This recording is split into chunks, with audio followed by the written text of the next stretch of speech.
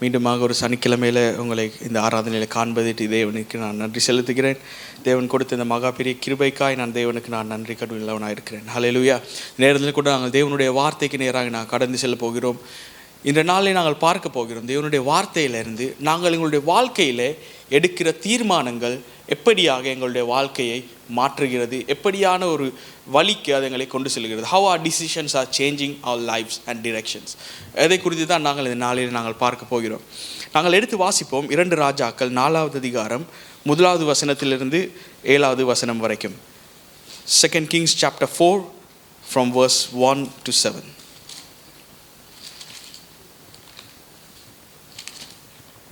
தீர்க்கதரிசிகளுடைய புத்திரரில் ஒருவனுக்கு மனைவியாயிருந்த ஒரு ஸ்திரீ எலிசாவை பார்த்து, உமது அடியானாகிய என் புருஷன் இறந்து போனான். உமது அடியான் கர்த்தருக்கு பயந்து நடந்தான் என்பதை அறிவீர். கடன் கொடுத்தவன் இப்போது என் 2 குமாரரையும் தனக்கு அடிமைகளாக்கி கொள்ள வந்தான் என்றான். எலிசா அவளை நோக்கி, நான் உனக்கு என்ன செய்ய வேண்டும்? வீட்டில் உன்னிடத்தில் என்ன இருக்கிறது சொல் என்றான். அதற்கு அவள், ஒரு குடம் எண்ணெய் அல்லாமல் உமது அடியாளுடைய வீட்டில் வேறொன்றும் இல்லை என்றாள். ஓகே, இந்த 2வது வசனம், 1வது வசனம் 2வது வசனத்தில் நாங்கள் பார்க்கிறோம், எலிசா என்ற ஒரு தீர்க்கதரிசி இருக்கிறார். இந்த தீர்க்கதரிசி இடத்திலே, இந்த ப்ராஃபட் இடத்திலே ஒரு விதவை வருகிறாள். அவருடைய கணவன் இறந்து போய்விட்டார். அந்த விதவை தன்னுடைய 2 குமாரரோடு வாழ வழி இல்லாமல் எலிசாவிடத்திலே அவள் வருகிறார். ஏனென்றால் கடன்காரர்கள் அவளை நெருக்குகிறார்கள். அவள் வாழ்க்கையில் ஒரு பிரச்சனை வருகிறது. ஒரு வாழ்க்கையில் கணவன் இறந்த பிறகு கடவுள் ஆண்டவருக்கு ஊழியம் செய்த கணவன் தான், ஆண்டவருக்கு தீர்க்கதரிசியாக இருந்த கணவன் தான். ஆனாலும் அவர் மரித்து போன பிறகு ஒரு பிரச்சனையோடு இந்த சகோதரி தீர்க்கதரிசியின் இடத்திலே வருகிறாள். இந்த இடத்துல நாங்கள் பார்க்கிறோம், இவள் எடுக்கிற இந்த தீர்மானம். கடன்காரர்கள் நெருக்குகிறார்கள். அவர்கள் தங்களுடைய 2 குமாரரையும் அடிமைகளாக எடுத்துக்கொண்டு போக அந்த ஸ்திரீனிடத்தில் அந்த கடன் கொடுத்தவன் நெருக்குகிறான். எங்களுடைய வாழ்க்கையிலையும் நாங்கள் பார்க்கிறோம், தினம் தினம் ஏதாவது ஒரு போராட்டம், ஏதாவது ஒரு பிரச்சனை, ஏதாவது ஒரு கலக்கம் எங்களை சூழ்ந்து கொண்டே இருக்கிறது. எங்களுக்கு ஏதாவது ஒரு தொல்லைகள், ஏதாவது ஒரு மனுஷர் மூலமாக, இல்லாவிட்டால் எங்களுடைய வேலையிடங்களிலே நாங்கள் செய்கிற காரியங்கள் மூலமாக ஏதாவது ஒரு நெருக்கடி எங்களுடைய வாழ்க்கையிலே அது எங்களை சூழ்ந்து கொண்டே இருக்கிறது.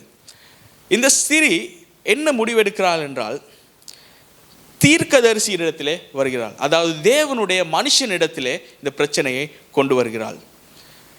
இவள் எடுக்கிற ஒரு தீர்மானம் என்ன? நான் இந்த பிரச்சனையை வேறு மனுஷரிடத்தில் கொண்டு செல்லாதபடிக்கு தேவனுடைய மனுஷனிடத்திலே கொண்டு வரப்போகிறேன். இந்த பிரச்சனையை அவள் தேவனுடைய மனுஷனிடத்தில் கொண்டு வருகிறாள். இவள் எடுக்கிற இந்த தீர்மானம் எப்படியாக இவளுடைய தலையெழுத்தை, இல்லாவிட்டால் எதிர்காலத்தை மாற்றுகிறது என்பதுதான் தொடர்ச்சியாக வருகிற வசனங்களிலே நாங்கள் பார்க்க போகிறோம். நாங்கள் எடுக்கிற ஒவ்வொரு டிசிஷன், எங்களுடைய வாழ்க்கையில் நாங்கள் எடுக்கிற ஒவ்வொரு தீர்மானங்களும் அது மிக மிக முக்கியமானது. நாங்கள் எதை நோக்கியதாக எங்களுடைய தீர்மானங்களை நாங்கள் எடுக்கிறோம் என்பதிலே நாங்கள் மிகவும் அவதானமாக இருக்க வேண்டும். எங்களுடைய தீர்மானத்தை எடுக்க முன்பதாக, எங்களுடைய வாழ்க்கையில் நாங்கள் ஒரு டிசிஷன் மேக் பண்ண முன்பதாக 1 தடவை இல்லை 100 தடவைக்கு மேலே நாங்கள் யோசிக்க வேண்டும். ஏனென்றால் நாங்கள் பார்க்கிறோம், பழமொழிகள் சொல்கிறது என்ன? ஆழத்தை அறியாமல் காலை விடக்கூடாது, ஆழம் அறியாமல் காலை விடாது. ஏனென்றால் நாங்கள் முதலாவது என்ன ஆழம் என்று பார்க்க வேண்டும், தெரிந்து கொள்ள வேண்டும். அதற்கு பின்பதாக தான் அதிலே நாங்கள் இறங்க வேண்டும். இன்னொரு பணக்காரர் சொல்லுகிறார், don't test the depth of the river with both legs. உங்களுடைய 2 காலையும் உள்ளே விட்டு ஆழத்தை சோதித்து பார்க்காதீர்கள், அப்படி சொல்கிறார். ஏனென்றால் ஒரு டிசிஷன் நீங்கள் எடுக்க போவது ஒரு தீர்மானம், ஒரு முடிவு, உங்களுடைய வாழ்க்கையில் எடுக்க போகிற ஒரு டிசிஷன், அது வெரி வெரி இம்பார்ட்டன்ட். அந்த டிசிஷன் மிக முக்கியமானது. அந்த முக்கியமான தீர்மானத்தை நீங்கள் எடுக்கும்போது எப்படியாக அந்த தீர்மானத்தை நீங்கள் எடுக்கிறீர்கள், எங்கே இருந்து அதை ஆரம்பிக்கிறீர்கள், யாரிடத்தில் சென்று ஆலோசனை எடுக்கிறீர்கள், இது எல்லாமே எங்களுடைய டெஸ்டினி, எங்களுடைய எதிர்காலத்தை அது தீர்மானிக்கிறதா இருக்கிறது. இந்த சகோதரியை பாருங்கள், ஒரு பிரச்சனை தன்னிடத்தில் வரும்போது அவள் யாரிடத்தில் செல்கிறார் என்றால் தேவனுடைய மனுஷனிடத்திலே அவள் செல்கிறாள். தேவனுடைய தீர்க்கதரிசியின் இடத்திலே இவள் செல்கிறாள். இந்த சகோதரிக்கு முன்பதாக 2 சாய்ஸ், 2 தெரிவுகள் இருக்கிறது. ஒன்று, நான் தேவனிடத்தில் சேர வேண்டும், இல்லாவிட்டால் வேறு யாராவது ஒரு மனுஷனிடத்தில் போய் என்னுடைய பிரச்சனைக்கு ஒரு தீர்வை நான் தேட வேண்டும். இதே ஒரு மனுஷனிடத்தில் போய் இந்த பிரச்சனைக்கு ஒரு தீர்வை தேட போனால் என்ன நடக்கும்?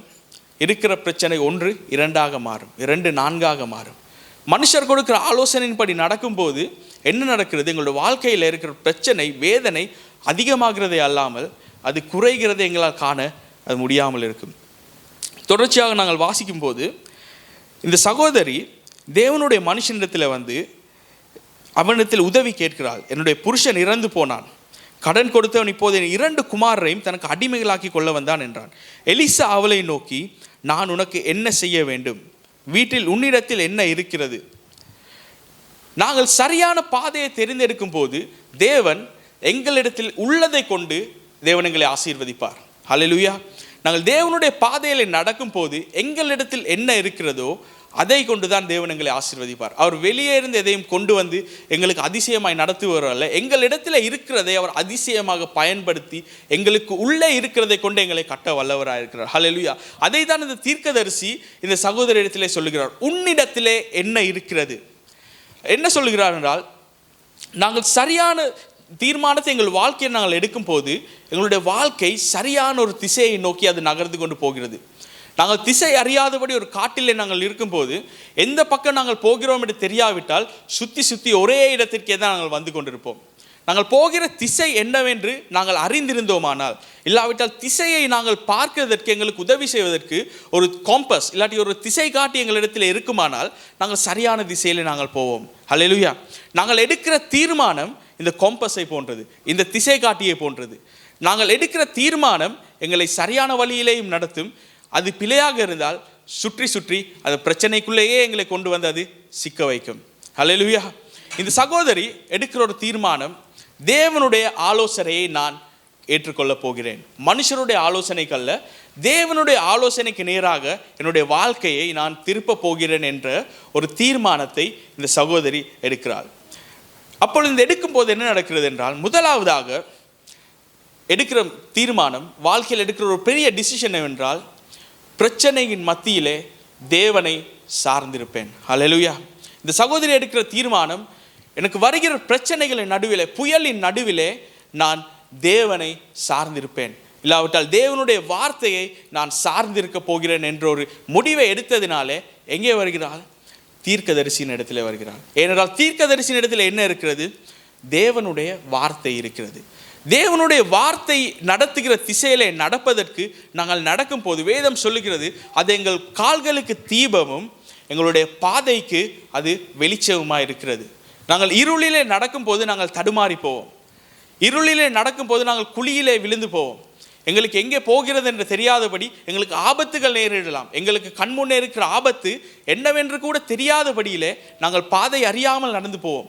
ஆனால் தேவனுடைய வசனம் சொல்லுகிறது, அது எங்களுக்கு கால்களுக்கு தீபமும் எங்கள் பாதைக்கு வெளிச்சமுமாக இருக்கிறது. இந்த வெளிச்சம் எங்களை எப்படி நடத்துகிறது? எங்கள் கண் முன்னே ஒரு குழி இருக்கிறது என்றால் வெளிச்சத்திலே நாங்கள் தெரிந்து கொண்டே போய் அந்த குழியிலே நாங்கள் ஒரு நாளும் விழமாட்டோம். நாங்கள் என்ன செய்வோம்? அந்த குழியிலிருந்து விலகி நடப்போம். தேவனிடத்தில் சேரும் போது தேவன் எங்களை எப்படியாக நடத்துகிறார் என்றால், எங்களுக்கு முன்பதாக இருக்கிற ஆபத்திலிருந்து எங்களை அவர், எங்களுக்கு வரப்போகிற எதிர்காலத்தில் வரப்போகிற ஆபத்திலிருந்து எங்களை அவர் திசை மாற்றி சரியான பாதையிலே அவர் எங்களை நடத்துகிறார். இந்த சகோதரி எடுத்த முடிவு என்ன? நான் என்னுடைய சோதனையின் மத்தியிலே தேவனை நான் சார்ந்திருப்பேன் என்ற முடிவை எடுத்து தீர்க்கதரிசனத்திலே போகிறாள். நாங்கள் தொடர்ந்து 3வது வசனத்திலிருந்து வாசிப்போம். அப்பொழுது அவன், நீ போய் உன்னுடைய அயல் வீட்டுக்காரர் எல்லாரிடத்திலும் அநேகம் வெறும் பாத்திரங்களை கேட்டு வாங்கி உள்ளே போய் உன் பிள்ளைகளுடன் உள்ளே நின்று கதவை பூட்டி அந்த பாத்திரங்கள் எல்லாவற்றிலும் வார்த்து நிறைந்ததை ஒரு பக்கத்தில் வை என்றான். அவள் அவனிடத்திலிருந்து போய் தன் பிள்ளைகளுடன் கதவை பூட்டிக்கொண்டு இவர்கள் பாத்திரங்களை அவளிடத்தில் கொடுக்க அவள் அவைகளில் வார்த்தாள். அந்த பாத்திரங்கள் நிறைந்த பின் அவள் தன் மகன் ஒருவனை நோக்கி, இன்னும் ஒரு பாத்திரம் கொண்டு வா என்றாள். அதற்கு அவன், வேறே பாத்திரம் இல்லை என்றான். அப்பொழுது எண்ணெய் நின்று போயிற்று. அவள் போய் தேவனுடைய மனுஷனுக்கு அதை அறிவித்தாள். அப்பொழுது அவன், நீ போய் அந்த எண்ணெயை விற்று உன் கடனை தீர்த்து மீந்ததை கொண்டு நீயும் என் பிள்ளைகளும் ஜீவனம் பண்ணுங்கள் என்றான். ஹல்லேலூயா. இந்த இடத்துல பார்க்கிறோம், தேவனுடைய வார்த்தையின்படி தீர்க்கதரிசியினிடத்திலே அந்த சகோதரி வந்தபோது அவளுடைய வாழ்க்கையிலே இருப்பதை கொண்டு தேவன் அவளை ஆசீர்வதிக்கிறார். அவளிடத்தில் என்ன இருக்கிறதோ அதை பெருக செய்கிறார். அதை தேவன் இரட்டிப்பாய் மாற்றி அவருடைய பிரச்சனைக்கு ஒரு முடிவை இந்த இடத்திலே சொல்லுகிறார். என்ன, அயலாரிடத்திலே போய் வெறுமையான பாத்திரங்களை வாங்கி, அவரிடத்தில் இருக்கிறது ஒரு கொஞ்சம் எண்ணெய் மாத்திரம்தான், அந்த கொஞ்சம் எண்ணெயை பாத்திரத்திலே ஊற்று. ஊழியக்காரனுடைய வார்த்தைக்கு அவள் கீழ்ப்படுகிறார். அது தேவனிடத்திலே வருகிற வார்த்தை. அந்த வார்த்தைக்கு அவள் கீழ்ப்படியும் போது என்ன நடக்கிறது? ஒரு அற்புதம் அவருடைய வாழ்க்கையில நடைபெறுகிறது. என்ன நடக்கிறது? எண்ணெய் ஊற்ற ஊற்ற அந்த பாத்திரங்கள் முடியும் வரை, இருக்கிற கடைசி பாத்திரம் நிரம்பும் வரை அந்த எண்ணெய் குறைந்து போகவில்லை என்று வேதம் சொல்லுகிறது. அந்த அற்புதம் அவருடைய வாழ்க்கையில் நடக்கிறது. இந்த எண்ணெய் எல்லாவற்றையும் விற்று தன்னுடைய கடனை அடைத்து இந்த சகோதரி தன்னுடைய பிரச்சனையிலிருந்து வெளியே வருகிறார். எங்களுடைய பிரச்சனையின் மத்தியிலே, புயலின் நடுவிலே, நாங்கள் போகிற பாதையிலே வருகிற பிரச்சனைகளை மாத்திரம் நாங்கள் நோக்கி பார்த்து கொண்டிருப்போமானால் எங்களால் முன்னேறி செல்ல முடியாது. நாங்கள் அந்த இடத்திலே ஸ்டக் ஆகிடுவோம். ஒரே இடத்திலே நாங்கள் தேங்கி நின்று விடுவோம். எப்பொழுது நாங்கள் பிரச்சனையை விட்டு தேவனை நோக்கி நாங்கள் பார்க்க ஆரம்பிக்கிறோமோ அப்பொழுது நாங்கள் முன்னேறி சென்று கொண்டே இருப்போம். ஹல்லேலூயா, ஹல்லேலூயா. தேவனை நோக்கி நாங்கள் பார்க்கும் போது, தேவனை நாங்கள் சார்ந்திருக்கும் போது, எங்களுடைய வாழ்க்கையில் வருகிற பிரச்சனைகளிலே நாங்கள் தடுக்கி விழாதபடிக்கு தேவன் எங்களை தாங்கி அவர் எங்களை தப்புவித்து வழி நடத்த வல்லவராயிருக்கிறார். ஹல்லேலூயா. வேதத்தில் நாங்கள் பார்க்கிறோம், பேதுரு படகிலே சென்று கொண்டிருக்கிறார். அப்பொழுது இயேசு, சீஷர்கள் அனைவரும் தனியே அந்த படகிலே செல்கிறார்கள். இயேசு கரைக்கு அப்புறத்திலே இருந்து இயேசு வருகிறார். அந்த கடலின் மேலே நடந்து இயேசு வருகிறார். அப்பொழுது சீஷர்கள் எல்லாருமே பயந்து போகிறார்கள். பயந்து போய் என்ன சொல்கிறார்கள்? இது ஆவி, ஆவி, ஒரு பேய் நடந்து வருகிறது என்று, கடலின் நடுவிலே ஒரு ஆவி நடந்து வருகிறது என்று பயந்து போகிறார்கள். இயேசு சொல்லுகிறார், இல்லை, இது நான் தான். அப்பொழுது சீஷர்கள் என்ன சொல்கிறார்கள்? பேதுரு என்ன சொல்கிறார்? இது நீர் என்றால் கடலிலே நடந்து வர எனக்கு கட்டளையிடும். இயேசு என்ன சொல்கிறார்? ஓகே, நடந்து வா. பேதுரு என்ன செய்கிறார்? அவர் நடக்கிறார், கடலிலே நடக்கிறார். ஏன்? யார் சொன்ன வார்த்தையை நம்பினார்? இயேசு சொன்ன வார்த்தையை நம்பினார். ஏன்னால் பேதுருக்கு தெரியாத கடலிலே நிற்க முடியாது என்று. அதில் சிமெண்ட் தரையா இருக்கிறது, அங்கே காலை வைத்தால் உள்ளே போய்விடுவோம். ஆனால் இயேசுடைய வார்த்தையை நம்பி கடலின் மேலே கால் வைக்கிறான் பேதுரு. கால் வைத்தது மாத்திரமல்லாமல் நடக்கிறான். அந்த வசனம் சொல்லுகிறது, எப்பொழுது அவன் வெளியே இருக்கிற சூழ்நிலையை பார்க்க ஆரம்பித்தானோ அப்பொழுது மூழ்க ஆரம்பித்தான். அப்பொழுது இயேசுவே என்னை ரட்சியும் என்று கையை உயர்த்தி அவன் கடலுக்குள்ளே மூழ்க ஆரம்பித்தான். அவன் எப்போது இயேசுவை நோக்கி பார்த்து கொண்டிருந்தானோ அப்பொழுது மூழ்கவில்லை. நடந்து கொண்டிருக்கிறான், கடல் மேலே நடக்கிறான். நடக்க முடியாதது அங்கே நடக்கிறது. எந்த ஒரு மனுஷனாலும் செய்ய முடியாத காரியத்தை பேதுரு அங்கே செய்கிறான். இயேசுவோடு கூட கடல் மேலே தண்ணீரிலே அவன் நடக்கிறான். எப்பொழுது அவன் இயேசுவை விட்டு பிரச்சனையின் பக்கமாக தன் பார்வையை திருப்புகிறானோ அப்பொழுது மூழ்க ஆரம்பிக்கிறான். ஹல்லேலூயா. எங்களுடைய வாழ்க்கையில எப்பொழுதெல்லாம் நாங்கள் தேவனை விட்டு எங்களுடைய ஃபோக்கஸை நாங்கள் விலக்குகிறோமோ அப்பொழுதெல்லாம் நாங்கள் இருக்கிற சூழ்நிலையிலிருந்து நாங்கள் மூழ்கி போகிறோம். நாங்கள் எல்லாமே எங்கள் வாழ்க்கையில் ஸ்மூத்தாக போகிறது போல இருக்கும், எல்லாமே நன்றாக நடக்கிறது. ஏன்? நாங்கள் தேவனுடைய ஆலோசனை கேட்கிறோம், தேவனை சார்ந்து இருக்கிறோம், தேவனை நோக்கி நாங்கள் பார்க்கிறோம். எப்பொழுது நாங்கள் பிரச்சனையை சுற்றி நாங்கள் பார்க்க ஆரம்பிக்கிறோமோ, இவ்வளவு பிரச்சனை இருக்கே என்ன செய், அப்பொழுது அந்த பிரச்சனை என்ன செய்கிறது? எங்களை மூழ்கடிக்கிறது. ஹல்லேலூயா. எப்பொழுது நாங்கள் தேவனை நோக்கி எங்களுடைய ஃபோக்கஸை நாங்கள் வைத்திருக்கிறோம், தேவன் மேலே எங்களுடைய பார்வை இருக்கும் போது எந்த ஒரு பிரச்சனையும் எங்களை மேற்கொள்ளாது. தேவனை விட்டு எங்களுடைய பார்வை ஒரு செகண்ட் நாங்கள் விலக்கும் போதும் அந்த பிரச்சனை எங்களை அது ஓவர் கம் பண்ணுகிறது, எங்களை மூழ்கடிக்கிறது. எப்பொழுதுமே இந்த பெண் என்ன செய்கிறாள்? தன்னுடைய பிரச்சனையிலே அவள் மனுஷரிடத்திலே போய் மனுஷருடைய உதவியை நாடாமல் அவள் என்ன செய்கிறாள் என்றால் தேவனுடைய ஊழியக்காரனிடத்திலே வந்து அவள் ஆலோசனை பெற்று அதன்படி நடக்கிறாள். வேதம் என்ன சொல்கிறது? 1 பேதுரு 5வது அதிகாரம் 7வது வசனத்தை நாங்கள் வாசிப்போம்.